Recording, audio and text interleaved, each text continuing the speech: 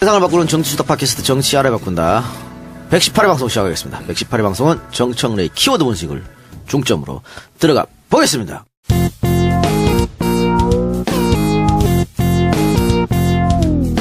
정청래 키워드 분석. 단독 드리블 시간. 네, 이명박. 예. 이분이요. 잘 아시는 분이지만 제가 소개해드리도록 하겠습니다. 1941년 12월 19일 일본에서 태어났네요. 네. 대한민국 17대 대통령. 네. 그리고 이분의 전과도 화려합니다. 선거법 위반. 그래서 벌금 700만 원 맞고. 선거법을 아웃됐었죠, 네, 그때. 미국으로도 가고. 또 뭐 건설사 사장하면서 이러저러한 또 범죄 혐의도 있고. 있습니다. 범죄 경력도 화려한 분인데요. 오늘 드디어 꼬리가 잡혔습니다. 예. 노컷 뉴스의 단독 보도로 예. LK 이뱅크에서 49억 원. 좀 넘게 49억 9,999만 5천 원. 50억을 보냈다. 예. LK에서. 그것도 외환은행 이명박 개인 통장으로 입금이 됐다.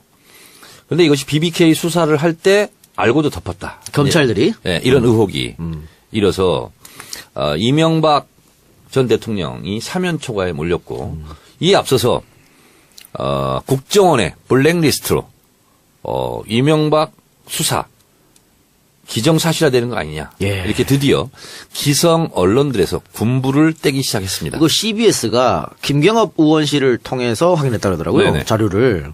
그런데 이게 수사 보고 자료인데 은행 입출금 기록을 확보했기 때문에 이건 빼도 박도 못하는 거죠. 네. 그러니까 입금자 김경준, 수신자 이명박. 네. 이렇게 돼 있으니까 이건 뭐 빼도 박도 못하는 것이고. 팩트죠. 그렇죠. 그리고 사실은 이게 문제가 됐던 게 김경준이 이런 얘기를 했어요. 내가 50억을 이명박한테 보내줬다. 그리고 그래서 이제 그 주식을 산 대금이거든요, 이게. 그래서 이제 그 LK이뱅크가 주식을 사서 BBK가 내 거로 넘어왔다.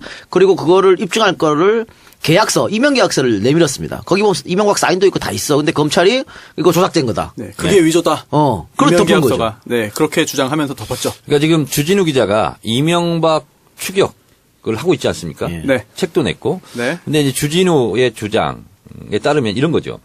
도곡동 땅. 네. 그것이 실제로 다스로 흘러갔고. 예. 그리고 다스가 또 BBK로 예. 투자를 했고.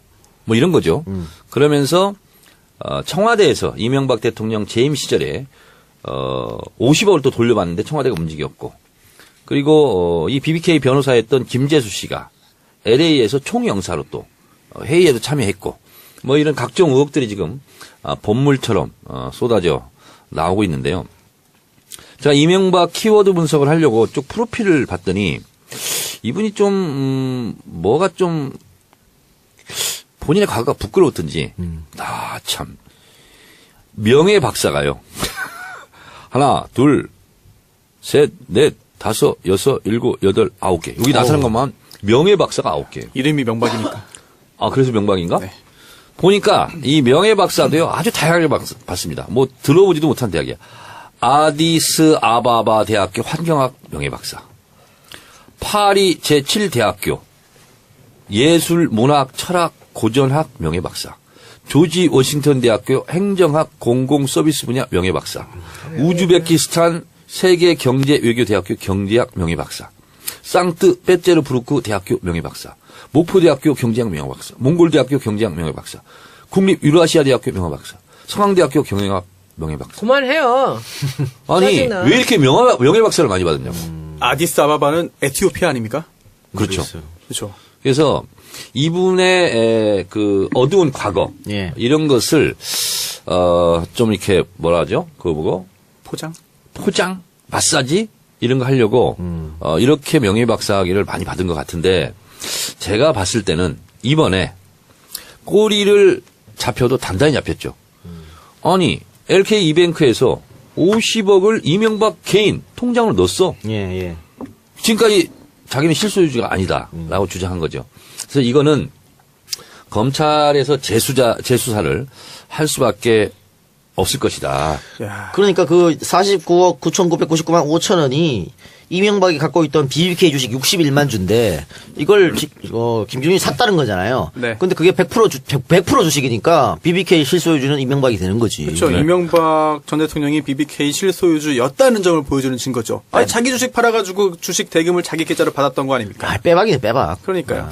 자, 그래서 이런 일들은 대체적으로 많은 국민들이 알고 있었는데 시간도 오래됐고 또 이명박의 위세가 워낙 대단했기 때문에 현직 대통령이기도 하고 그리고 김경준 씨는 또 징역을 살고 미국으로 가 있고 이런 상황에서 이명박 그 저수지 있는 돈을 찾고 다니는 주진우 기자가 지금도 계속 추격을 하고 있고 그 저수지 게임 그 영화도 나왔잖아요. 예. 다큐멘터리 영화.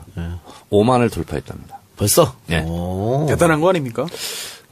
다큐멘터리가 5만이 넘으면 실제 일반 영화의 300만 정도 같은 효과가 어우. 있다고 그럽니다. 근데 김어준 총수한테 물어봤더니 10만 명 정도는 다음 주에 가지 않을까. 그렇게 예상을 하는데 이제 영화가 관객들이 많이 들어서 많이 아는 것도 중요하지만 그 정도가 되면 사회 분위기가 형성되고 그래서 검찰 재수사를 하지 않을 수 없는 상황이 오는 거 아니냐. 아니, 근데 요것만 지금 까졌는 것도, 50억 까졌는 것도, 검찰이 알고 덮었다는 게 명확하기 때문에, 이거는 검찰 내에서 뭐 특임 검사를 임명하든 뭘 하든, 이거 수사를 해야 될 것 같아요. 그래서 지금 저수지 게임, 또 주진우 기자의 이명박 추격기, 이 대중들의 반응이 어떤지, 저수지 게임 주연 배우가 주진우고요. 네. 제작자가 김어준 네. 총수고, 감독이 최진성 네. 감독인데, 김어준 총수 한번 연결해보죠. 알겠습니다. 광고 듣고 와서 연결합시다. 네. 어디가 안녕하세요. 어디가 또 오셨어요? 오늘 대치동에 행사가 하나 있어서, 행사 있어서. 갔다가 네. 2부에 그래도 빨리 오셨네요. 2부 시작할 때 네. 오셨으니까. 그래서 같이 참여하시기 바라고. 그러면, 총수한테 연결하는 겁니까? 네. 연결하시기 바랍니다. 네, 안녕하십니까. 자, 김총수님, 저 이동영 작가인데요. 네, 예, 그 저수지 게임 지금 만들었는데, 반응이 괜찮다고 들었는데 어떻습니까? 반응은 뜨겁고 폭발적이죠. 아, 5만 돌파했다 들었는데, 네, 어제 어제 돌파했어요. 5만이면은 어떻게 만족하세요, 지금? 아니지. 뭐 만족할 정도는 아닌데, 네. 우리나라 다큐 역사상 관객 수가 10만이 넘은 영화가 10편이 안 돼요. 네네네. 네, 그래서 다큐 영화로는 뭐 아주 만족스러운 스코어지만, 이 영화를 만든 목적이 이제 이명박 전 대통령에 대한 헌정의 마음을 담아서 만든 것이기 때문에, 이 영화가 이명박 전 대통령 관련한 사건들을 수면 위로 끌어올려야 그때 가서 만족할 수 있지, 숫자로는 만족을 못합니다. 각하를 만족시키기 위해서는 수십만 관객들이 좀 필요하군요. 저희는 최소한 50만 정도는 들어줘야 된다고 생각합니다. 그 영화를 보고 난 관객들의 반응은 어떻던가요? 뜨겁고 폭발적이라니까. 본인만 뜨겁게 느끼는 거 아니에요? 아니에요. 예. 이게 이제 주진우 책에도 뭐 일부 거론됐던 내용인데, 영상으로 보면 훨씬 쉽고, 그리고 주진우가 또 글을 못 쓰기 때문에, 네. 영화를 보면, 그 사건이 왜 문제였는지, 그리고 왜 중요한지. 이 사건은 사실 이명박 정부 시절, 드셨던 수많은 건들 중에 가장 작은 축에 들어가는 사건이거든요. 210억 정도. 농협. 그리고, 네. 네, 농협. 임기 초기에 일어났던 일이고. 그래서 이제, 숙련되면서 점점 이제 국가기관들을 동원해서 노련하게, 그리고 절차적으로는 큰 하자 없이 했던 다른 건들보다는 훨씬 투박하고 민간인들이 동원돼서 구멍이 많아요. 네. 그래서 이 사건을 추적해 들어가면, 다른 건들과 결국 맞물리는 지점이 있어요. 우려왕릉을 찾을 거다 이거지. 네, 이 돈이 어디로 갔느냐 따라가다 보면 다른 건들 돈이 어디로 갔느냐 하고 만나게 되거든요. 그러니까. 그래서 사건의 그 규모는 작은데 수사하기도 좋고, 그리고 이 사건을 따라가면 나머지 큰 건들도 실체가 드러나게 된다. 돈이 모이는 저수지가 드러나게 된다. 그런 의미로 저수 게임이라고 제목이 정해지고. 근데 뭐 주진우 기자가 책도 썼고 뭐 김총수가 영화도 만들었고 이렇게 하는데 생각보다 다른 언론에서 잘 안 받아 쓰는 것 같아요. 생각보다가 아니라 원래 잘 안 받았습니다. 예. 그 이유는 뭐라고 생각하세요? 글쎄, 여러 가지 이유가 있겠죠. 우선, 언론들이 이 사건에 관심이 없었고, 기자들이. 예. 잘 몰라요, 기본적으로는. 예. 첫 번째는. 그리고 두 번째는 이제 주진우가 재수없는 거죠. 네가 이렇게 잘났어? 이런 것들. 이런 것도 있을 것이고. 그리고 이제 사건이 오래됐고, 그리고 관심이 없어서 자료도 없고 하다 보니, 막 따라 쓰기도 어려워요. 예. 네, 기본적인 취재가 안 돼 있으니까. 하고 싶어도. 그런 점도 있고. 근데 가장 큰 이유는 이제 주진우가 재수 없는 거죠. 그 김총수의 재수 없으면 거기 포함 안 되나요? 그것도 크게 포함됩니다. 아니, 근데 제작자로서 예. 주진우가 주연 배우잖아요. 그렇죠. 연기력은 어떻게 평가합니까? 아닌데 주연의 역할을 하고 있죠. 연기력은 어때요? 연기력은 제가 보기에는 경찰청 사람들의 이제 잡범 있잖아요. 네. 제역 배우의 잡범 수준에는 도달했다. 그렇게 평가합니다. 네. 그 상영관은 어떻게 많이 확보됐습니까? 한 200여 개가 관인데요. 예. 관의 수는 다큐로는 적지 않은데 예. 문제는 이제 한 3분의 1 이상이 아침 9시, 밤 12시, 낮 1시. 그래서 굉장히 이제 접근성이 낮죠. 예. 그럼 영화는 뭐 언제까지 걸릴 예정이에요? 그건 우리 마음대로 되는 게 아니라, 예. 이게 어쨌든 극장도 장사하는 곳이니까, 예. 계속 관객이 들어야 극장 수가 유지되는데. 그럼 대충 이번 주말에 많이 가서 보셔야겠네? 그렇죠. 이번 주말까지가 가장 중요하다고. 그렇죠? 예. 이번 주말까지 10만 정도가 지금 추세는 돌파될 것 같은데. 예. 10만 정도 돌파되면 상업적으로도, 극장에서 무시할 수 없으니까. 네네. 오래오래 살아남겠죠. 김총수, 저도 내일, 예. 오늘 하려고 했더니 오늘 안 되더라고. 내일 그래서 대각선으로 저도 예매하기로 했습니다. 그러니까요. 제가 계속 주장하는 바인데, 네. 이렇게 바쁘신 분들이 직접 극장에 가기 어렵잖아요. 예를 들어, 제주도 9시, 아침 9시 이런 조주 어떻게 갑니까? 그렇지. 네, 그만 그런 사는 분들은 거지. 그냥 카드가 있잖아요.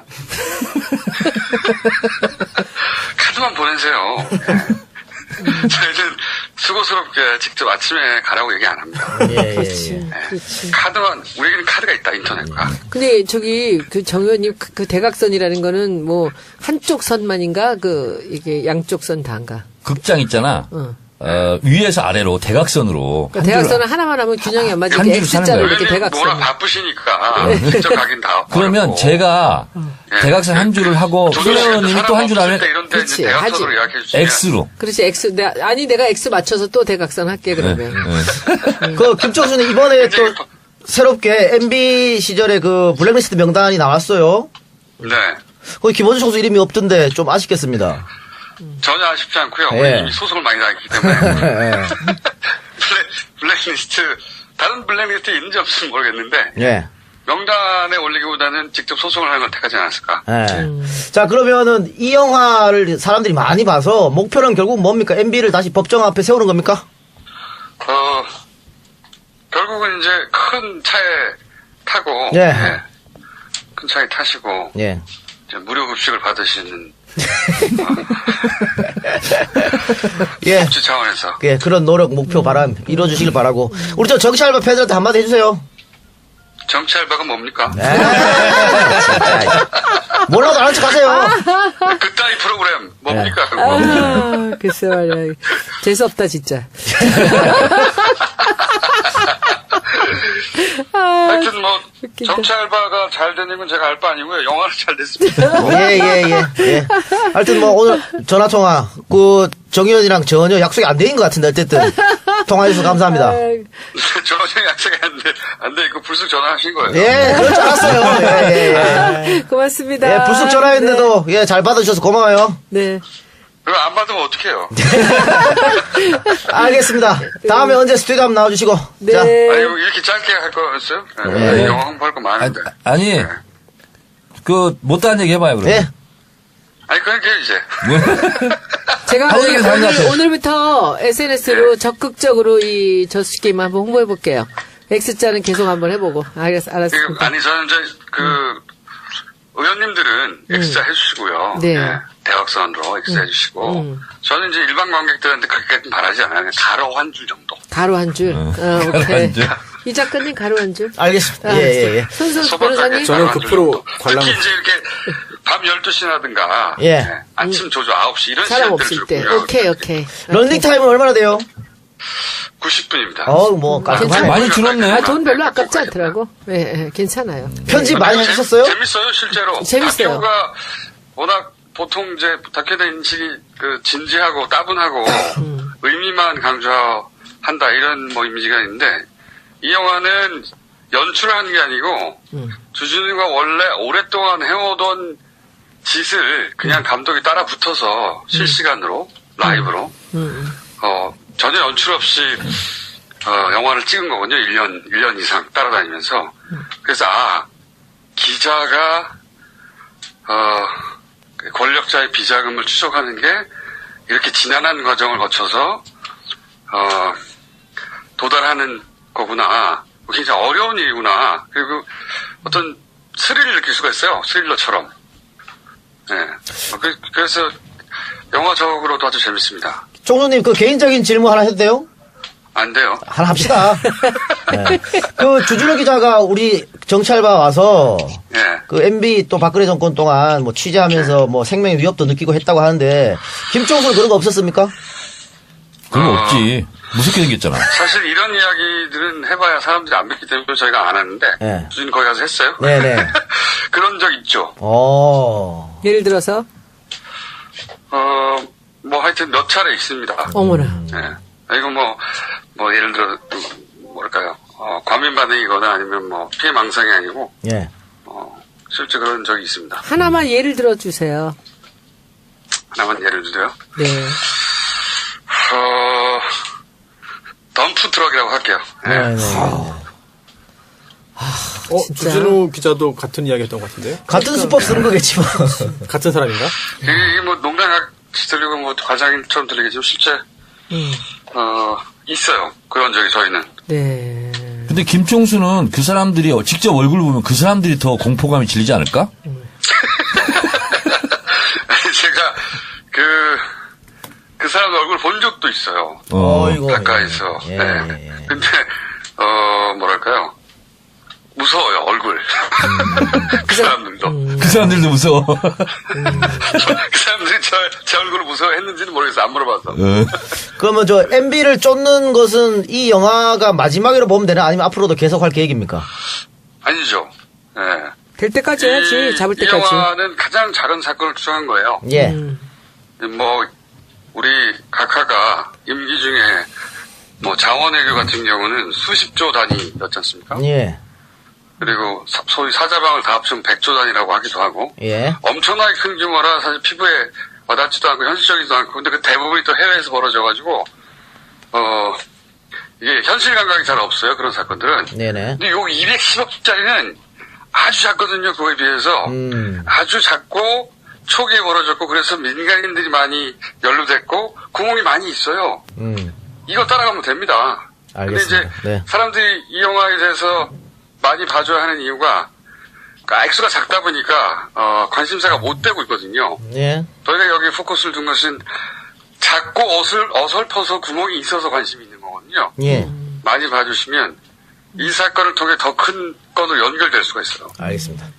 그 김총수가 바쁠 것 같아서 제가 배려하는 차원에서 짧게 인터뷰를 하려고 그랬는데 굉장히 귀찮다면서 계속해서 얘기를 하고 있습니다. 아니 지금 이제 우리 장사하고 연결된 거기 때문에 그래요.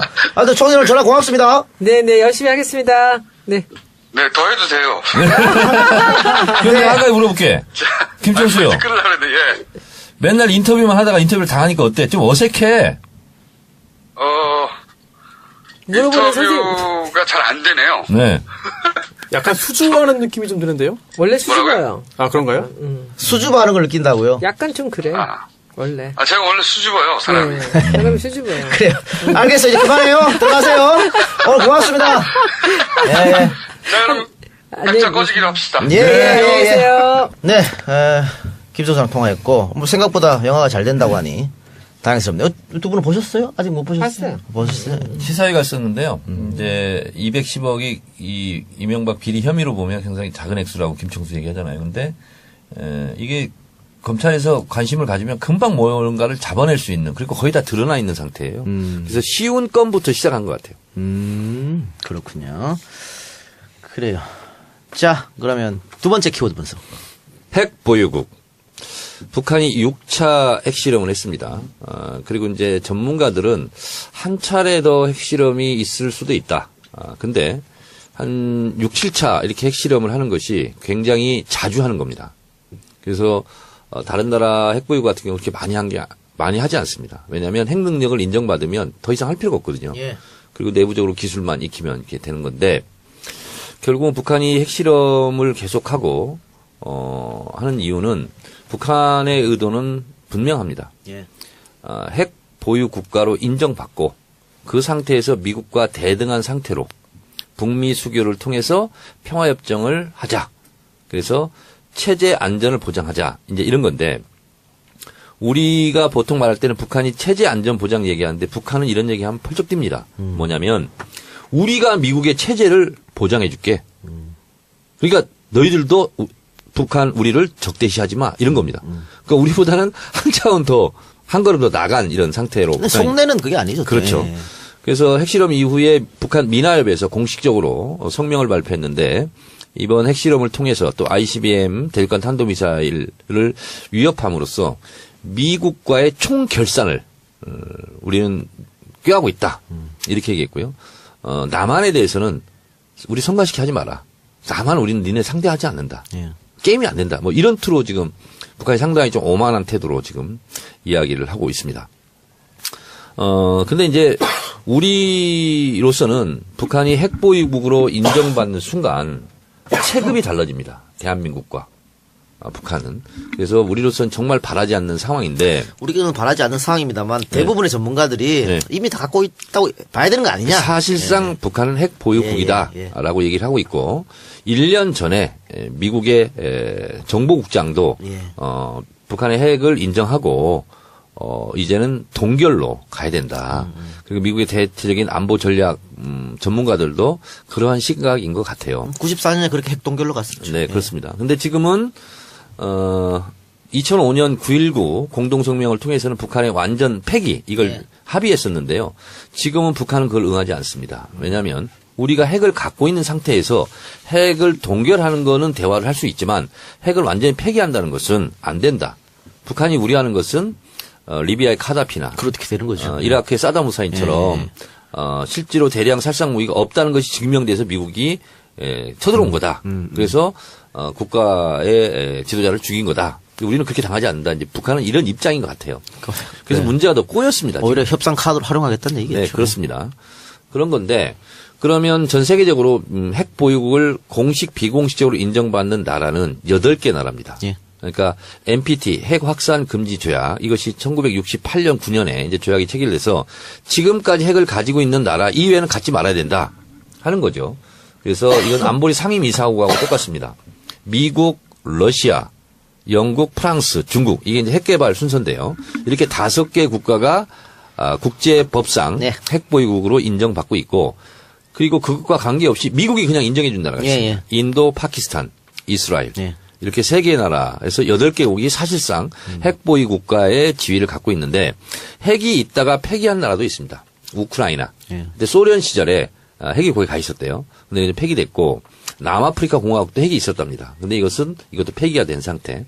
그러니까 지금 북한으로서는 9번째 핵 보유 국가 지위를 얻고자 이렇게 끊임없이 지금 도발을 하고 있는 거죠. 그러니까 북한으로서는 그 파키스탄의 전례를 따르겠다. 네. 이런 생각인 것 같아요. 네, 그렇습니다. 그러니까 파키스탄 같은 경우는 아프가니스탄에 들어가야 되니까 파키스탄 인접 국가지 않습니까? 그러니까 파키스탄의 여러 가지 도움을 미국으로서는 받아야 됐기 때문에 아마 그런 것에 대한 후과로 예.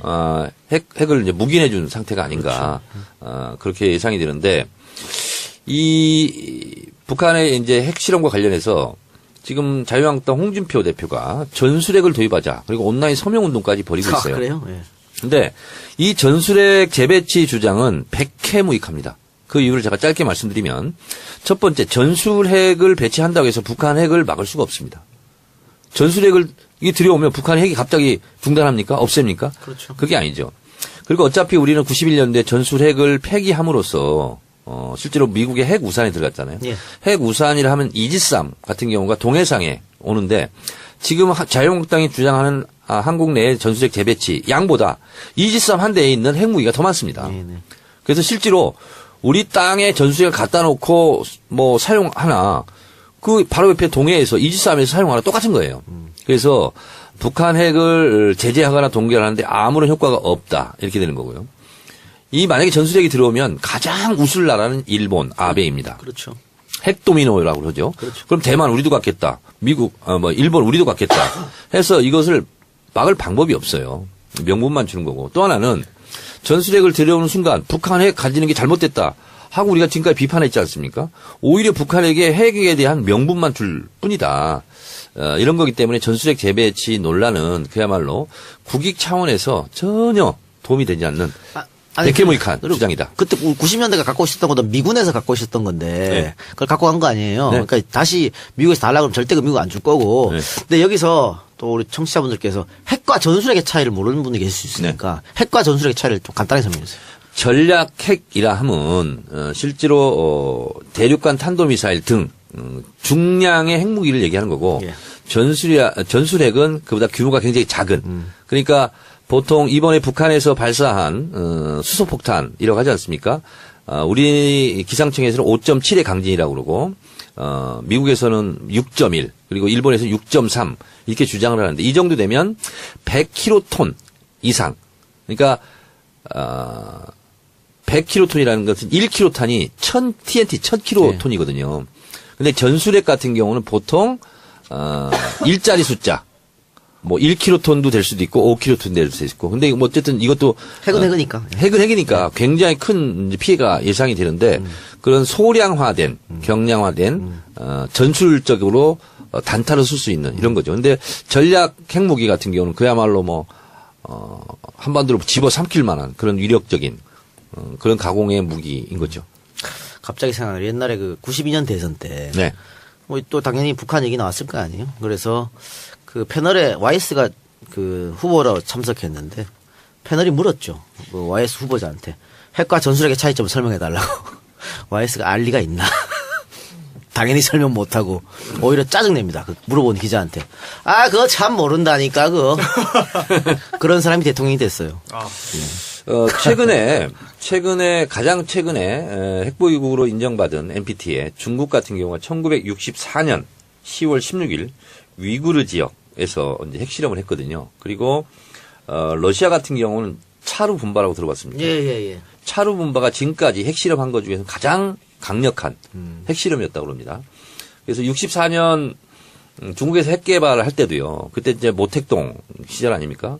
미국에서 북한에게 지금 하는 정도로 유엔 제재한 뭐 결의를 하자, 베이징 뭐 폭격하자 뭐 그래서 별별 얘기를 다 했다는 거예요.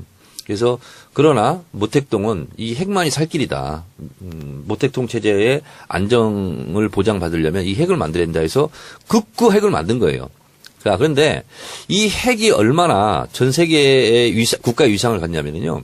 핵이 있고 없고에 따라서 실제로 발언권이라든가 여러 가지가 굉장히 위상을 달리하는 거예요. 파키스탄 무슨 발언권 있어요? 그 주변 국가에서는 대단한 거죠. 인도 같은 경우도요. 인도야 그렇지만. 예를 들면 파키스탄이 핵이 있어요. 아프리카 핵이 있는 나라가 없잖아요. 그러니까 핵을 가진 나라는 핵을 갖지 않는 나라에 대해서는 엄청난 상대적 우월성을 가지고 있는 거예요. 그리고 실제로 이 핵 개발 역사를 제가 공부하다 보니까 미국이 1946년 7월 6일 날 처음으로 핵 실험에 성공했거든요. 이게 아인슈타인 편지를 쓰면서 독일에서 먼저 핵을 가지면 큰일 난다. 그러니까 그 당시 개념은 핵이 있고 없고가 세계 재패를 하느냐 못하느냐 그런 정도의 강력한 무기였거든요. 그래서 핵무기를 갖느냐 안 갖느냐가 강대국이냐 아니냐를 결정하는 특히 이제 미소 냉전 시대는 더욱더 그랬죠. 네. 지금 유엔에서 새로운 제재 결의안 났어요. 그래서 원유를 30% 줄이겠다. 그냥 효과가 있을 거라고 봅니까? 별 효과는 없을 거라고 네, 봅니다. 저도 그렇게 봅니다. 왜냐하면 이게 30% 원유량을 줄인다는 거 아닙니까? 예. 근데 이거는 그 이상을 줄일 수가 없습니다. 왜 그러냐면 중국에서 넘어가고 있는 원유 있잖아요. 송유관. 이것이 원액이에요. 석유. 원액이기 때문에 끈적끈적한 성분, 파라핀 성분이 있어요. 근데 이것을 그 이상 줄여버리면 송유관이 굳어져 버려요.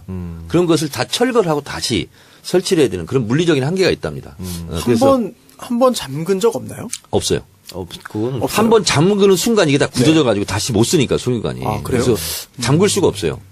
그리고 사실은 원유를 완전 전면 금지한다는 거는 북한 인민들 그냥 다 죽으라는 얘기거든. 그러니까 푸틴 대통령도 일반 주민에 대한 피해가 너무 크다. 그런데 만약에 중국에서 송유관을 전면 한다는 것은 뭐냐면 북한과 중국이 단교 그렇죠. 한다. 이런 수준이기 때문에 중국에서는 절대 할 수 없고요. 그리고 북한이라는 입술이 있는데 입술이 없어지면 잇몸이 시게 돼 있잖아요. 그래서 중국으로서는 절대 그것을 원하지 않는 것이고 러시아 같은 경우도 실제로 이 북한이 핵유기가 있으면서 그리고 사드 배치 이런 거 되면서 블라디보스토크 그쪽 있잖아요. 극동 지역으로 군사력을 되게 증강 배치했습니다. 그래서 중국과 러시아에서는 지금이 가장 높은 수준의 제재에 동참하는 것이다. 그 이상은 어렵다. 네, 그리고 어렵다. 사실 100% 원유 중단하면 북한 정말 대량 난민 사태가 국경지대에 일어날 수도 있어요. 근데 지금 1년치는 이미 비축해 놓고 있어서 그다 뭐 위에 사람들이 써먹겠지 뭐 그게 일반 주민들한테까지 이어지겠습니까? 근데 손수 변호사가 그 말씀 하시니까 YS가 한때 이렇게 얘기했습니다. 남북 철도를 연결하자. 그러니까 그 철도 타고 인민군 내려면 어떡하냐. 이게 굉장히 좀 무식하신 말씀이셨어요. 자, 근데 북한을 갑자기 붕괴시키자. 말은 시원할 수 있어요. 북한이 우리는 갑자기 붕괴되는 것을 대한민국의 국기상 막아야 되는 거예요. 왜 그러냐면 난민 문제가 발생하잖아요. 예. 그럼 결국 북한 정권이 갑자기 붕괴하고 갑자기 폭망해버리면 결국 그 사람들이 어디로 오냐. 한강에 옵니다. 정세현 통일부 장관의 주장에 따르면 10만 명 정도가 한강에 텐트를 치면 한국 경제는 감당 능력을 상실한답니다. 근데 10만 명만 오겠어요? 100만 명, 200만 명, 500만, 북한 인구가 2,400만이에요. 저는 한 500만 정도도 넘을 수 있다고 봐요. 뗏목 타고. 그러면 한강에 오잖아요. 그 사람들을 어떻게 해? 우리가 먹여 살려야 되는 거예요. 이거는 대한민국의 경제 재앙입니다. 재앙. 그래서 지금 통일 전문가들은 갑작스런 통일을 해서도 안 된다. 이렇게 주장하는 분들이 많아졌어요. 왜냐? 준비가 안 돼 있으니까. 준비가 안 돼 있으니까 우리가. 예. 실제로 법조계에도 그 통일 관련된 준비를 하는 분들이 계시거든요. 근데 뭐 정치적인 성향이야 뭐 저와 많이 다른 것 같은데 거기서도 이제 설문조사 같은 걸 돌려요. 저번에 제가 하나 받은 게 뭐냐면 급작스럽게 통일에 준하는 상황이 되면 이제 북쪽에서 이제 내려올 거잖아요. 예. 그때 내려오지 못하게 차단하는 거. 이게 과연 헌법적으로 타당하겠느냐라는 뭐 그런 설문도 한번 돌린 적도 있고 그렇고요. 헌법 3조에 대한민국 국민이거든요. 네네 그렇죠. 북한 주민들도. 그래서 이제 거주 이동의 자유라든지 이런 것에 대해서 뭐 과도한 침해냐. 근데 물론 의도는 과도한 침해 아니다. 막을 수 있다. 막아야 한다는 게 이제 깔려 있는 건데 그런 생각을 하는 분들도 있고 뭐 준비를 많이 하고 있어요. 법리적으로도. 그리고 또 하나 제가 아까 착각을 했던 게 이게 연합뉴스 기사를 보니까 2006년에 이제 북한의 그 1차 실험 있었다고 하는데 10월 9일 날. 네. 그때 실제로 중국이 그 송유관을 통한 그런 그 북한 원유 공급을 줄였다고 합니다. 줄였어요. 네, 그거를 아예 끄는 건 아니고 중단은 아니고 줄였다고 하는데 또 줄이자마자 또 바로 또 북한에서는 또 상당히 또 중국에게 또 여러 가지 그런 사정했다라는 이야기가 나올 정도로 정말 북한의 그런 명줄이긴 한 것 같아요. 석유 없으면 뭐 아무것도 할 수 없이 그건 북한에서 당연하겠어요. 가장 두려워하는 게 사실은 원유 중단입니다. 근데 이제 제가 1급 비밀이기 때문에 다 말씀드릴 수는 없는데 그렇게 할 수가 없다 이런 거고 또 하나는 러시아 같은 경우도 지금 이제 원유 이제 수입 국가로 이제 뚫었고 중동에서 송유관이 있습니까 러시아도? 러시아는 그건 아닌 것 같아요. 유조선으로 가나요? 네네. 근데 중동에서 이제 원유 수입을 하고 있어. 예. 원유 수입 국가를 다각화했어요 북한이. 그래서 나름대로 대비를 다 하고 있는 겁니다. 근데 뭐 중동 거는 이번에 유엔에서 제재하면 끊어질 것 같은데 중국하고 러시아는 못 끊어지니까 이번에 제재할 때 중국하고 러시아하고 굉장히 협상을 오래 했다더라고요. 그러니까 이번에 어쩔 수 없이 유엔 안보리 상임이사국 5개 국가 중에서 한 국가라도 비토권을 행사하면 이게 통과 안 되잖아요. 네. 그래서 어쩔 수 없이 제재 수위를 굉장히 낮췄는데 예를 들면 이런 것이 가장 센 거예요. 원유 중단, 섬유 석탄 중단. 더 센 게 뭔지 아세요? PSI. 그러니까 북한 선박이 진행할 때 유엔 점검하는 거네요. 그렇죠. 무기를 들고 가서 북한 배를 수색하는 거예요. 그건 군사 충돌로 바로 이어지거든요. 근데 그런 부분은 이번에 빠져 있어요. 그런 부분을 지적하는 사람도 많더라고요. 예. 그 실효성이 있겠느냐, 네. 뭐 이런 얘기가 있던데. 그래, 하여튼, 그러면 오늘 여기까지입니까? 네. 예. 그러면 연관돼서, 손혜원님 사드 문제 때문에 상주 방문했어요? 그 옛날에 갔었잖아요. 그거? 옛날에 갔던 그게 거? 지금 요새 어저께 저기 국회 대정부 질의에 2번이나 영상으로 나왔어요. 왜요? 아유, 난 정말 그 치졸한 인간들이. 자유한국당? 그것도 김무성하고요. 김성, 누구야? 김성태? 이분 두 분이 그걸 영상을 국회에다 틀었어요. 춤추는 거? 춤추는 거를. 근데 그때 우리 외곽계요. 성주분들 뭐 정말 엄청나게 매일같이 밤마다 나와서 이제 있을 때 우리 초선 의원들이 몇 분이 이제 같이 가자 해서 가는데 이제 제가 주변에 또 우리 지지자들 중에서 같이 가서 돕겠다고 해가지고 가발이랑 다 사갖고 준비해서 이 국회의원들이 무너져야 국민들이 좋아한다고 그래서 그 노래를 녹아봐. 우리 정 의원님 잘하시고 노래 가사 바꿔 부르기 그거를 저기 오셨어요. 저분이 그 노래 가사 전자파에 튀겨 죽는 난 요새 와서 그걸 다시 봤네. 그거 다 하나하나 써가지고 저분이에요. 저분. 다 써가지고 해서 거기서 그 가발 쓰고 노래 부르는데 우리 앞에서 리드하셨던 분이야. 우리가 정말 그 할머니들 우시면서 그냥 같이 그렇게 하고 왔거든요. 근데 저한테 이거 질문 한 번만 해주세요. 사드에 대해서 어떻게 생각하냐고. 어떻게 생각하세요? 저 반대입니다. 저는 반대고요. 사드가 하나도 도움 안 된다고 생각해요. 지금도. 그런데 박근혜 전 대통령이 뭔가 뒤에다 숨기고 사드를 하나 사람들하고 소통도 없이 들여오려고 했을 때 하고 지금 그 문재인 대통령이 어쩔 수 없지만 뭐라고 말할 수도 없이 할 수 없이 그렇게 할 수밖에 없는 상황을 우리가 이해할 수 있잖아요. 지금은 좀 참아줘야지 가만히 무슨 일이 있을지. 그 대정부 질문에서 왜 틀은 거예요, 그거를? 조롱하려고? 조롱하려고. 아이고. 니네 이렇게 반대하고 지금 뭐 왜 하냐 이거야. 아니, 찬성하면 자유한국당은 사드 찬성이 당론이잖아요. 그러니까 근데 왜 그러는 거야? 저는 요즘에 그 생각을 많이 해요. 이 국회의원들이라는 사람들의 덕목이 도대체 제가 생각했던 것보다 물론 굉장히 많이 아래인데 도대체 어디까지 가나. 무슨 이 사람들이 인간적으로나 인문학적으로나 도대체 이 사람들 머릿속엔 뭐가 들어있을까?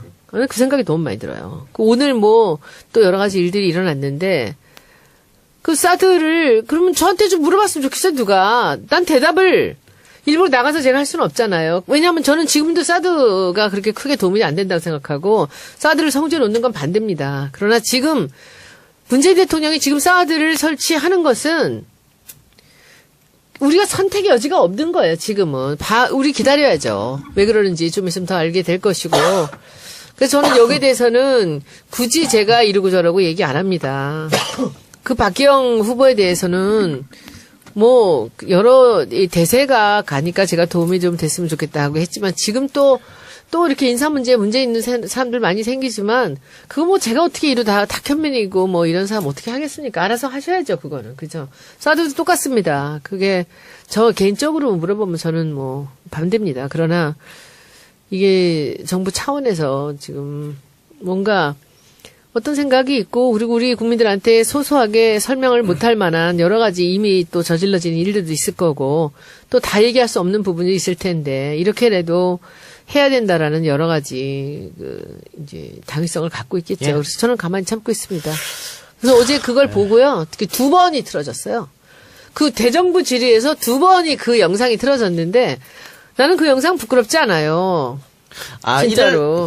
손 의원이 자유한국당이 피켓 시위 할 때 가서 사진 찍었는데. 미워 죽겠지. 그거 복수네. 안 미워 죽겠지. 계속 틀으라고 그래. 자주 계속 찍을 테니까. 그 사람들이 그거 사진 찍을 때, 손 의원이 찍을 때, 성주 가서 춤이나 춰야! 이랬었거든. 그랬었어. 그렇죠. 그냥 복수하려고 그랬단 옛날에 말이야. 진짜 사실 좀 여기서 같이 춥시다라고 내가 하고 싶었어, 진짜. 하여튼 총선이 빨리 왔으면 좋겠습니다. 빨리 와가지고 자유한국당 또 확 쓸어버리게. 3년 뒤에 강남으로 가나요? 나는 이제 사실은 그때 저는 국회는 안 나올 건데 제가 우리 당에서 원한다면 제가 한번 쓸어버리는 거 한번 해보고 싶어요. 그래. 진짜. 저희 동네 한번 나오시면. 아니, 안 나가는 거 네, 말고 안 나오세요? 쓸어버리는 거 해줄게, 내가. 나가는 거 말고, 서초, 나가는 거 서초? 말고. 서초. 이혜원 나가는 지역구? 거 말고, 예, 예. 나가는 거 말고 쓸어버리는 거. 그래서 내 요새 국회의원들한테 옆에서 계속 제가 옆에서 그래요. 열심히 하시면 제가 다음번 총선에서 유세차 같이 타드릴게요. 이러면서. 알겠습니다. 자, 그러면 광고 듣고 와서 우리 얘기 계속하겠습니다. 우리 방송 다시 돌아와서 요즘에 그 강서구의 특수학교 설립이 아주 큰 논란이 되고 있습니다. 특히 강서구 해당 지역 국회의원인 김성태 의원의 아주 이상한 행보와 행동으로 국회의원이 목당그려서 뭐 욕을 얻어먹고 있는 상황인 것 같기도 한데, 만약에 두 분 의원님들 내 지역구에 이런 거 들어온다면 김성태처럼 이렇게 하시겠습니까? 솔직하게 말해 주시기 바랍니다. 그쪽 장애인 어머니 주장을 보니까 김성태 의원이 그 학교 부지를 마련해 주긴 했대요. 근데 공원 부지로 했다는 거죠. 공원 부지는 할 수가 없죠. 그러니까 좀 우롱한 게 아니냐 이렇게 이제 또 분노하는 것 같아요. 그러니까 여기는 또 김성태 의원 같은 경우에는 이거 장애학교는 혐오시설이니까 들어오면 집값 떨어진다. 뭐 이런 논리에 항의하는 사람들 쪽으로 손을 들어준 것 같아가지고 혹시 뭐 마포에 이런 거 들어온다 그러는데 마포에는요, 대한민국에서 가장 우수한 장애인 학교가 있습니다. 벌써 있습니까? 마포 우진학교라고 있는데 제가 다른데 아무데도 못 가도 여기 졸업식은 반드시 갑니다. 근데 졸업식 가면은 1시간 내내 울다 와요. 그 얘네들이 그 휠체어 앉은 채로 정말 정말 우리 여러 아주 굉장히 심각한 그런 중증의 중증도 장애인들이 있고, 오는데 엄마들은 그 아이들이 여기 학교를 다니는 것에 대해서 그렇게 감사하고 행복해해요. 그렇지. 근데 실제로 제가 내일 이제 우리 교육부 장관께서 그 우진 학교로 오신데 이 가장 모범적으로 운영되고 있는 학교입니다. 근데 아마 정 의원도 잘하실 거예요. 제가 지역구 행사 다른 데는 좀 줄여도 여기는 절대로 안 줄이는데 근데 내일 장관님이 오시는데 마포에서 어떻게 이렇게 우진 학교를 잘하고 있는지를 보시러 오신대요. 이 문제 때문에. 그래서 제가 간다고 올렸더니 여기 지금 댓글들이 계속 달리는데 자기는 그 옆에 아파트에 사는데 한 번도 그 학교에 문제가 있거나 그 학교가 불편하다고 생각한 적이 없었다는 거죠. 왜 이렇게 우리가 사회적 약자들한테 이렇게 야비하게 구는지 정말 저는 이해가 안 됩니다. 그리고 실제적으로요, 그 특수학교 근처에 지역 땅값, 집값 상승률을 비교해 보니까 뭐 다른 지역보다 떨어지고 이거 전혀 없어요. 근데 지금 이러고 사람들이 있어요. 지금 나쁜 손혜원 의원이 사람들이에요. 말씀하신 이제 우진학교, 거기가 이제 중암중학교 옆에고요. 주변에 이제 시형아파트 숲을 이룬 데거든요. 그러니까 그거에 대해서 불만 있는 지역 주민들이 실제로 없습니다. 없습니다. 없고요. 너무 조용하고요. 그 우진학교 학교 간부 엄마들이 제가 현역 때 한번 찾아온 적이 있어요. 뭐냐면 워낙 시설이 좋고 선생님들이 잘해주니까 학교를 졸업하잖아요. 그러면 1년 더 그 학교를 다닐 수 있게 해달라. 그래서 그럼 이제 예산이 필요하잖아요. 그래서 그때 교육부 그 담당 과장을 불러서 같이 상의를 해서 결국은 1년 더 학교를 다닐 수 있도록 했었어요. 졸업하고 네. 나서도. 그 얘기를 지금까지 네. 얘기해요. 그러니까 이게 그러면 초등 아니요, 이제 여러 가지 합해져 있어요. 중등도 다 있고요. 합해져 있어요. 그 그래서 안에서 근데 이제 엄마들이 1년을 해드렸는데 이제 그러면 진짜 학교를 떠나야 되거든. 그래서 이제 욕심은 1년 더 뭐 이렇게 생각을 하고 그러는데 어쨌든 졸업을 한 상태에서 1년을 더 다니는 것도 사실은 예외적인 경우죠. 근데 제 대학 동창이 그 근처에 살아요. 그리고 실제로 중증장애 엄마거든요. 제 대학교 여자 동창인데, 그 아이 보면 그 엄마들이요. 그런 아이 있으면 다른 거 아무것도 못해요. 그래서 실제로 엄마들이 다른 뭐 모임도 못 나가고 애 계속 보살펴야 되잖아요. 근데 그 학교를 보내면 그치, 그 안심을 시간을. 해요. 안심을. 그 엄마의 시간이 생기고 그리고 아이들이 학교에서 너무 기뻐해요. 행복해하고. 그 학교 가는 걸 좋아하고. 그래서 강서구의 그 김성태 의원 지역구에서 그런 문제가 발생을 했다고 그러는데 우리 마포를 보면 저는 우진학교 그럴 일이 꼭 와서 봤으면 없을 좋겠어요. 것 같아요. 네, 절대 없습니다.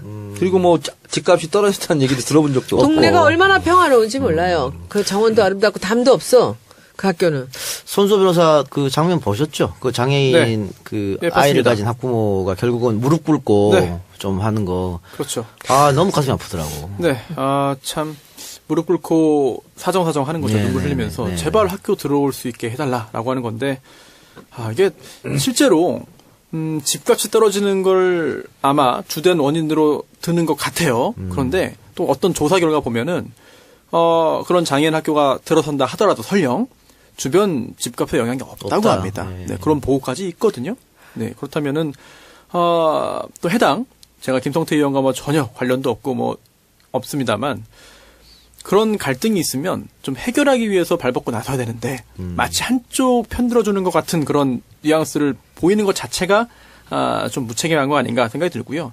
또 지금 그 공터가 비어있는 부지가 학교 부지로 되어 있기 때문에 김성태 의원의 공약처럼 한병병원을 아예 설립할 수가 없어요. 조영 교육과도 그런 얘기 했어요. 그건 안 된다고. 네네. 그래서 지금 김성태 의원의 그런 공약은, 지난 총선 공약은, 서울시에서 위원회 열어서 이제 그 용지의 목적을 변경하지 않는 한, 통과되지 않는 한 불가능한 거거든요. 그러니까 사람들 참 못됐어. 그 학부모들이 그렇게 사정하는데 거기다 대고 쇼하지 말아란 말을 어떻게 할 수 있을까. 참. 참. 이게 장애라든지 이런 것들이 남의 일이라고 아유, 그럼요. 이렇게 생각을 하면은 끝도 없는 거고, 그렇다고 해서 또 직접 겪어보지 않았는데 또 아이고 그거 다 제가 또 공감합니다. 저도 다 알아요라고 말하기도 사실은 그것도 어려운 일이고 굉장히 슬픈 일인데 이번 기회에 좀 인식이 좀 변하기를. 더불어 사는 있어요. 사회인데 그게 좀 안 되는 게 상당히 좀 안타깝다는 생각이 들어요. 그리고 또 어떤 뭐 인근에 있는 그런 아파트 단지에서는 또 조직적으로 이제 그 반대 활동을 하고 운동을 하고 있다고 하는데요. 그 특수학교가 들어오는 것에 대해서.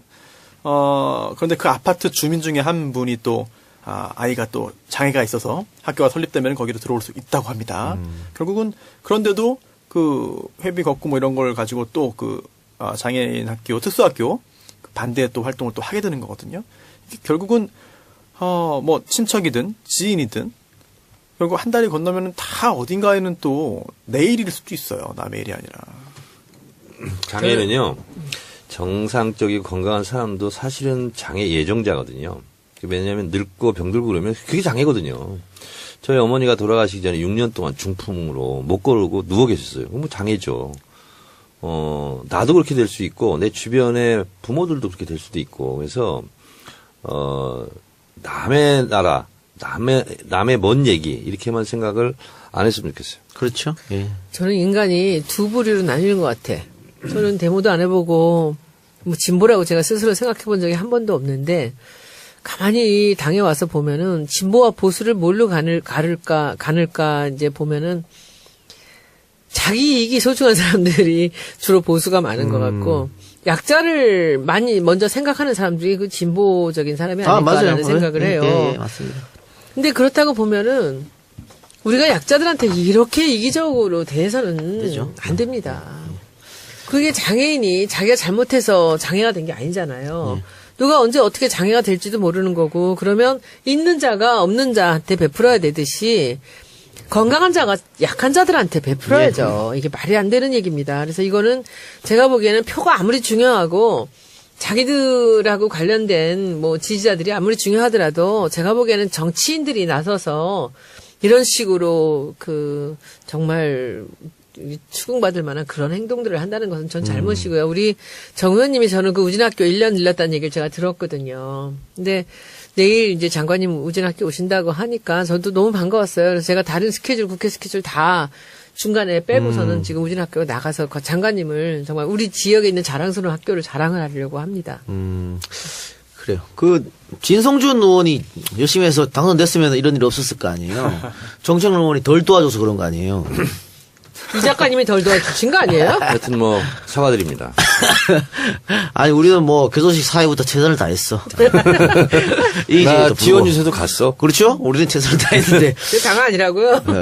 좀 안타깝게 됐습니다. 절 도와주셨더니 진성준 의원을 도와주셨으면 하여튼 진성준 의원 뭐 청와대 지금 계시니까 더 잘 됐어요. 다음 총선에 다시 한번 반드시 당선되기를 바랍니다. 제가 페이스북에 이렇게 올렸어요. 장관님 그 내일 특수학교 신설 지원 나선 그 김상권 이제 그 특수학교 장애학교 부모님들 청취하려고 우진학교를 갑니다라는 걸 하는 걸 보고 제가 제 지역구의 가장 자랑스러운 학교입니다. 장관님 우리 지역구 우진학교 와주시니 감사합니다라고 제가 페이스북에 올렸어요. 내일 근데 장관이 무슨 계기로 가는 거죠? 이런 학교들의 가장 우수 사례를 한번 보고 이제 의견들을 청취하려고. 그럼 뭐 교육부 장관도 이번 사태에 그거 그렇죠? 엄청 생각합니다. 그리고 그래서, 이번은 설립 지속 추진한다는 거. 이게 사실 이게 지금 우리 진보 정권에서 정말 잘하는 거 아닙니까? 누가 뭐라고 하든 옳은 길을 가는 거죠. 그죠? 그래요. 그리고 재밌는 기사가 하나 나와서 우리 끝나기 전에 한번 이야기해주고. 그 이재명 시장하고 김혜경 여사가 그 예능에 나오잖아요. SBS 예능. 예. 네. 같이 함께. 그래서 뭐 욕도 많이 얻어먹고 있는 것 같은데. 거기서 욕을 또 왜 먹지? 뭐 어쨌든. 근데 여기 그 출연료를 전액 기부하기로 했다 그래가지고 또 기사가 났는데. 의원님. 네. 만약 의원님에게 이런 요청이 와. 월급이 없잖아. 정청래 의원님 월급이 없잖아. 무슨 그런 소리. 아니, 사모님이랑 같이 예능 프로그램에 출연해달라. 다른 수입이 있으면 다 전에. 저는 안 나갑니다. 왜요?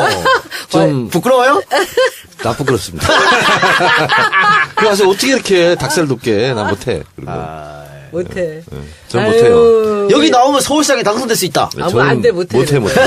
대통령 나가는데 못해. 못해. 못하는 건 못하는 거야. 네, 못해. 그걸 어떻게 해. 근데 문자로는 뭐 여보 사랑해. 그 문자라도 하고 웃기고 있어. 남들 보러 앞에서 못합니까? 못해. 부끄럽습니다. 춤춰만 자꾸 못해. 그래서. 그거 손 의원님 어때요? 날 죽여라. 야, 그러고 보면, 우리도 절대 못할 것 같거든? 죽었다 깨도 못할 것 같은데. 야, 이 시장 하네. 나는 그거 순간 한번 봤어요. TV 돌리다가. 돌리다가 봤는데 순간 있잖아 몸이 떨리더라고.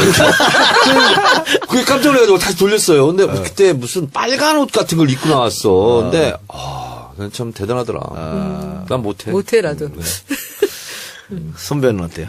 아우, 저는. 못해. 여기도 못해. 아니, 저는 그런 섭외가 되게 많이 왔어요. 함께 나와라? 예. 자기야, 이런데? 부인이 많이 예쁘니까. 왔어요. 그렇구나. 여러 차례 들어왔는데 제가 말도 안 꺼내고, 예. 물어보진 않았어? 한 번 얘기했더니 아주 경기를 일으키더라고요. 화를 내 막. 네, 그래서 저 애들하고도 나오러 하는 것도 되게 많고 그랬는데 제가 한 번도 그런 거는 안 하지 좋은 것 마요. 같아요. 예. 예, 안 특히 좋은 이제 것 미성년 애들이랑 나가는 건 절대 그게 반대. 힘들어요. 예, 그런 건 위험하고, 뭐 안 좋은 사례를 많이 봐가지고. 그렇죠. 예. 그러니까 저는 우리 아이들 있잖아요. 페북에도 사진 잘 안 올려요.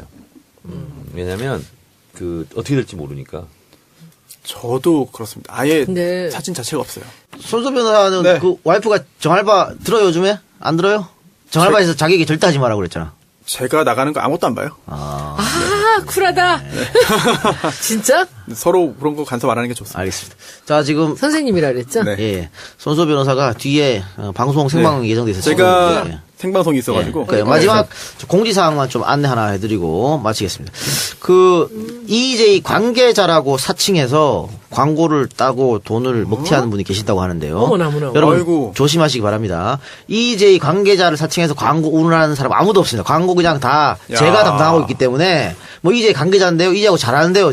절대 그런 사람 없으니까 뭐 내가 광고를 중간에 연결시켜줄게 이런 거 다 거짓말이니까 절대 믿지 마세요. 큰일 납니다. 조심하십시오. 예, 예. 네. 여러분들 수고하셨습니다. 네, 안녕히 저희는 계세요. 다음 주에 뵙겠습니다. 고맙습니다. 네, 감사합니다. 양쪽 선만인가? 이게 양쪽 선 단가. 극장 있잖아. 위에서 아래로 대각선으로. 그러니까 대각선은 하나만 하면 균형이 안 맞으니까 한 줄을 사는 X자로 거예요. 이렇게 왜냐면 대각선. 워낙 바쁘시니까 직접 가긴 다 그러면 어렵고. 제가 예. 대각선 한 줄을 하고 플레이어님이 또 한 줄 하면 그렇지, 대각선으로 하지. 예약해 주시면 X로. 그렇지, X. 내가 X 맞춰서 또 대각선 할게, 그러면. 김정수는 이번에 또 새롭게 MB 시절에 그 블랙리스트 명단이 나왔어요. 네. 거기 김원준 총수 이름이 없던데 좀 아쉽겠습니다. 전혀 아쉽지 않고요. 예. 우리 이미 소송을 많이 당했기 때문에 예. 블랙리스트 다른 블랙리스트 있는지 없을지 모르겠는데 예. 명단에 올리기보다는 직접 소송을 하는 걸 택하지 않았을까. 예. 자, 그러면은 이 영화를 사람들이 많이 봐서 목표는 결국 뭡니까? MB를 다시 법정 앞에 세우는 겁니까? 결국은 이제 큰 차에 타고 예. 큰 차에 타시고 예. 이제 무료 급식을 받으시는 예. 복지 차원에서 예, 그런 노력, 목표, 바람 이루어주시길 바라고. 우리 저 정치 알바 팬들한테 한마디 해주세요. 정치 알바가 뭡니까? 진짜. 뭐라도 아는 척 하세요. 그따위 프로그램 뭡니까? 그거? 아, 글쎄 말이야. 재수없다, 진짜. 하여튼 뭐 웃긴다. 정치 알바가 잘 되는 건 제가 알 바 아니고요. 영화는 잘 됐습니다. 예. 하여튼 뭐 오늘 전화통화, 정 의원이랑 전혀 약속이 안 된 것 같은데, 어쨌든. 통화해주셔서 감사합니다. 전화 약속이 안 돼 있고 불쑥 전화하신 거예요. 예, 그럴 줄 알았어요. 예. 고맙습니다. 예, 불쑥 전화했는데도, 예, 잘 받아주셔서 고마워요. 네. 그럼 안 받으면 어떡해요? 알겠습니다. 다음에 언제 스튜디오 한번 나와주시고. 네. 자, 아니 이렇게 짧게 할 거였어요? 영화 홍보할 거 많은데. 아니, 그 못다한 얘기 해봐요 그러면. 예. 아니, 그러니까 이제.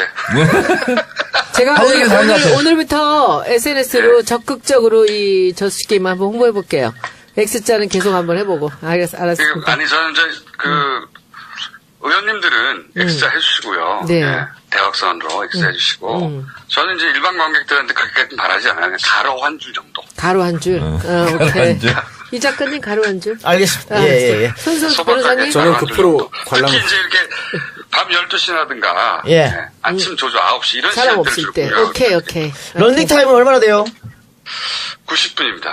뭐 괜찮아요. 깔끔하네. 많이 줄었네. 돈 별로 아깝지 않더라고. 예, 괜찮아요. 편집 많이 하셨어요? 재밌어요, 실제로. 재밌어요. 다큐가 워낙 보통 이제 다큐의 인식이 진지하고 따분하고 의미만 강조한다 이런 뭐 이미지가 있는데 이 영화는 연출을 하는 게 아니고 주진우가 원래 오랫동안 해오던 짓을 그냥 감독이 따라 붙어서 실시간으로 라이브로 전혀 연출 없이 영화를 찍은 거군요. 1년. 이분이 좀 뭐가 좀 본인의 과거가 부끄러웠던지 참 명예 박사가요. 하나, 둘, 셋, 넷, 다섯, 여섯, 일곱, 여덟, 9개. 여기 나타난 것만 명예 박사가 9개. 이름이 명박이니까. 아, 그래서 명박인가? 네. 보니까 이 명예 박사도요, 아주 다양하게 받습니다. 뭐 들어보지도 못한 대학이야. 아디스 아바바 대학교 환경학 명예 박사. 파리 제7대학교 예술, 문학, 철학, 고전학 명예 박사. 조지 워싱턴 대학교 행정학 공공 서비스 분야 명예 박사. 우즈베키스탄 세계 경제 외교 대학교 경제학 명예 박사. 상트 페테르부르크 대학교 명예 박사. 목포 대학교 경제학 명예 박사. 몽골 대학교 경제학 명예 박사. 국립 유라시아 대학교 명예 박사. 성황대학교 경영학 명예 박사. 그만해요. 아니 짜증나. 왜 이렇게 명예 박사를 많이 받았냐고. 아디스 아바바는 에티오피아 아닙니까? 그렇죠. 그렇죠. 그래서 이분의 그 어두운 과거 예. 이런 것을 좀 이렇게 뭐라 하죠? 그거 보고 포장, 마사지 이런 거 하려고 이렇게 명예 박사학위를 많이 받은 것 같은데 제가 봤을 때는 이번에 꼬리를 잡혀도 단단히 잡혔죠. 아니 LK 이뱅크에서 50억을 이명박 개인 통장으로 넣었어. 예. 지금까지 자기는 실소유주가 아니다라고 주장한 거죠. 그래서 이거는 검찰에서 재수사를 할 수밖에 없을 것이다. 야. 그러니까 그 49억 9,999만 5천 원이 이명박이 갖고 있던 BBK 주식 61만 주인데 이걸 김준일이 샀다는 거잖아요. 네. 근데 그게 100% 주식이니까 BBK 실소유주는 이명박이 되는 거지. 그렇죠. 네. 이명박 전 대통령이 BBK 실소유주였다는 점을 보여주는 증거죠. 아니, 자기 주식 팔아가지고 주식 대금을 자기 계좌로 받았던 거 아닙니까? 아, 빼박이네, 빼박. 그러니까요. 자, 그래서 이런 일들은 대체적으로 많은 국민들이 알고 있었는데 시간도 오래됐고 또 이명박의 위세가 워낙 대단했기 때문에 현직 대통령이기도 하고 그리고 김경준 씨는 또 징역을 살고 미국으로 가 있고 이런 상황에서 이명박 그 저수지 있는 돈을 찾고 다니는 주진우 기자가 지금도 계속 추격을 하고 있고 그 저수지 게임 그 영화도 나왔잖아요. 예. 다큐멘터리 영화. 5만을 돌파했답니다. 벌써? 네. 오. 대단한 거 아닙니까? 다큐멘터리가 5만이 넘으면 실제 일반 영화의 300만 정도 같은 효과가 어우. 있다고 그럽니다. 근데 김어준 총수한테 물어봤더니 10만 명 정도는 다음 주에 가지 않을까. 그렇게 예상을 하는데 이제 영화가 관객들이 많이 들어서 많이 아는 것도 중요하지만 그 정도가 되면 사회 분위기가 형성되고 그래서 검찰 재수사를 하지 않을 수 없는 상황이 오는 거 아니냐. 아니, 근데 요것만 지금 까졌는 것도, 50억 까졌는 것도 검찰이 알고 덮었다는 게 명확하기 때문에 이거는 검찰 내에서 뭐 특임 검사를 임명하든 뭘 하든 이거 수사를 해야 될 것 같아요. 그래서 지금 저수지 게임 또 주진우 기자의 이명박 추격기 이 대중들의 반응이 어떤지 저수지 게임 주연 배우가 주진우고요. 네. 제작자가 김어준 네. 총수고 감독이 최진성 네. 감독인데 김어준 총수 한번 연결해 보죠. 알겠습니다. 광고 듣고 와서 연결합시다. 네. 어디가 안녕하세요. 어디가 또 오셨어요? 오늘 대치동에 행사가 하나 있었어. 행사 있어서. 갔다가. 네, 2부에 그래도 빨리 오셨네요. 2부 시작할 때 네. 오셨으니까. 그래서 같이 참여하시기 바라고. 그러면, 총수한테 연결하는 겁니까? 네. 연결하시기 바랍니다. 네, 안녕하십니까. 자, 김총수님, 저 이동영 작가인데요. 네. 예, 그 저수지 게임 지금 만들었는데, 반응이 괜찮다고 들었는데, 어떻습니까? 반응은 뜨겁고 폭발적이죠. 아하. 5만 돌파했다 들었는데, 네. 어, 어제 돌파했어요. 5만이면은, 어떻게 만족하세요, 지금? 아니지. 뭐 만족할 정도는 아닌데, 예.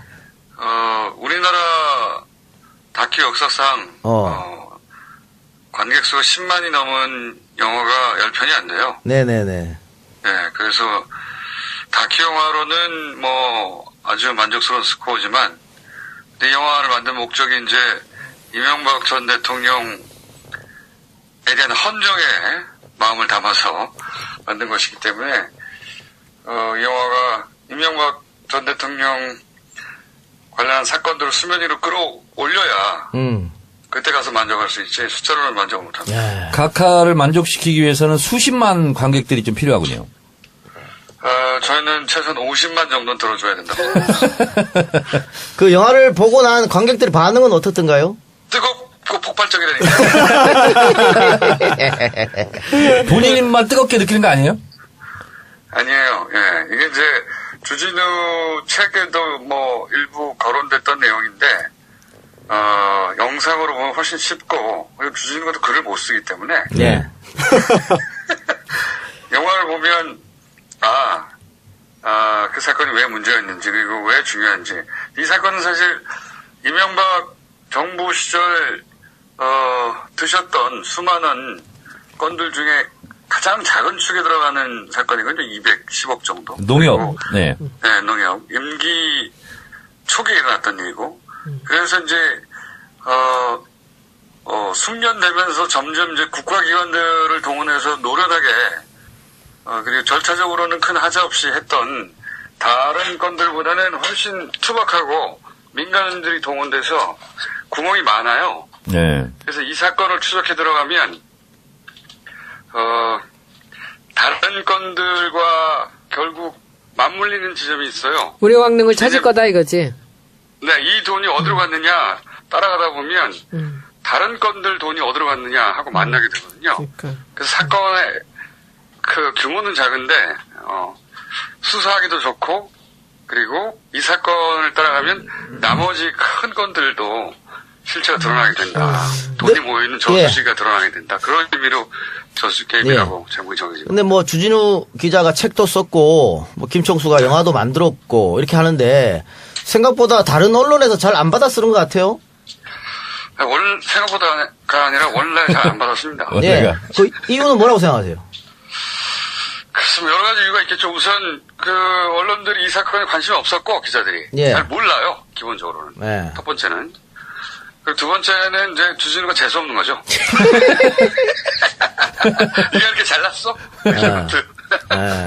이런 것도 있을 것이고. 그리고 이제 사건이 오래됐고, 그리고 관심이 없어서 자료도 없고 하다 보니, 막 따라 쓰기도 어려워요. 예. 네, 기본적인 취재가 안 돼 있으니까. 하고 싶어도. 그런 점도 있고. 근데 가장 큰 이유는 이제 주진우가 재수없는 거죠. 그 김총수의 재수 없으면 거기 포함 안 되나요? 그것도 크게 포함됩니다. 아니, 근데 제작자로서 예. 주진우가 주연 배우잖아요. 그렇죠. 연기력은 어떻게 평가합니까? 아닌데 주연의 역할을 하고 있죠. 연기력은 어때요? 연기력은 제가 보기에는 경찰청 사람들, 이제 잡범 있잖아요. 네. 제역 배우의 잡범 수준에는 도달했다. 그렇게 평가합니다. 네. 그 사연가는 어떻게 많이 확보됐습니까? 한 200여 개의 관인데요. 예. 관의 수는 다큐로는 적지 않은데 예. 문제는 이제 한 3분의 1 이상이 아침 9시, 밤 12시, 낮 1시.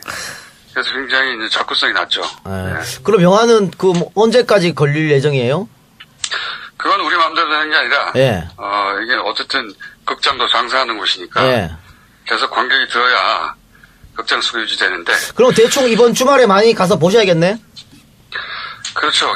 이번 주말까지가 가장 중요하다고. 그렇죠? 예. 이번 주말까지 10만 정도가 지금 추세는 돌파될 것 같은데. 예. 10만 정도 돌파되면 상업적으로도, 극장에서 무시할 수 없으니까. 네네. 오래오래 살아남겠죠. 김총수, 저도 내일 예. 오늘 하려고 했더니 오늘 안 되더라고. 내일 그래서 대각선으로 저도 예매하기로 했습니다. 그러니까요. 제가 계속 주장하는 바인데 네. 이렇게 바쁘신 분들이 직접 극장에 가기 어렵잖아요. 예를 들어 제주도 9시 아침 9시 이런 조주 어떻게 갑니까? 그렇지. 네, 표만 그런 사놓는 분들은 거지. 그냥 카드가 있잖아요. 카드만 보내세요.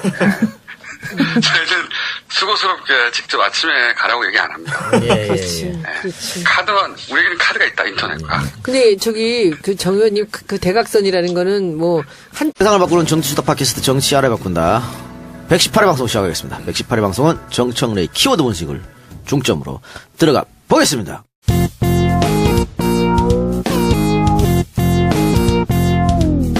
정청래 키워드 분석. 단독 드리블 시간. 네. 이명박. 예. 이분이요. 잘 아시는 분이지만 제가 소개해 드리도록 하겠습니다. 1941년 12월 19일. 일본에서 태어났네요. 네. 대한민국 17대 대통령. 네. 그리고 이분의 전과도 화려합니다. 선거법 위반. 그래서 벌금 700만 원 맞고. 선거법을 아웃됐었죠, 네, 그때. 미국으로도 가고. 또 뭐 건설사 사장하면서 이러저러한 또 범죄 혐의도 있고. 있습니다. 범죄 경력도 화려한 분인데요. 오늘 드디어 꼬리가 잡혔습니다. 예. 노컷 뉴스의 단독 보도로 예. LK 이뱅크에서 49억 원. 좀 넘게 49억 9,999만 5천 원. 50억을 보냈다. LK에서. 그것도 외환은행 이명박 개인 통장으로 입금이 됐다. 그런데 이것이 BBK 수사를 할 때 알고도 덮었다. 검찰들이. 네, 이런 의혹이 일어서 이명박 전 대통령이 사면 초과에 몰렸고 이에 앞서서 국정원의 블랙리스트로 이명박 수사 기정사실화되는 거 아니냐. 예. 이렇게 드디어 기성 언론들에서 군부를 떼기 시작했습니다. 이거 CBS가 김경업 의원실을 통해서 확인했다 그러더라고요. 네네. 자료를. 그런데 이게 수사 보고 자료인데 은행 입출금 기록을 확보했기 때문에 이건 빼도 박도 못하는 거죠. 네. 그러니까 입금자 김경준, 수신자 이명박. 네. 이렇게 돼 있으니까 이거 뭐 빼도 박도 못하는 것이고. 팩트죠. 그렇죠. 그리고 사실은 이게 문제가 됐던 게 김경준이 이런 얘기를 했어요. 내가 50억을 이명박한테 보내줬다. 그리고 그래서 이제 그 주식을 산 대금이거든요, 이게.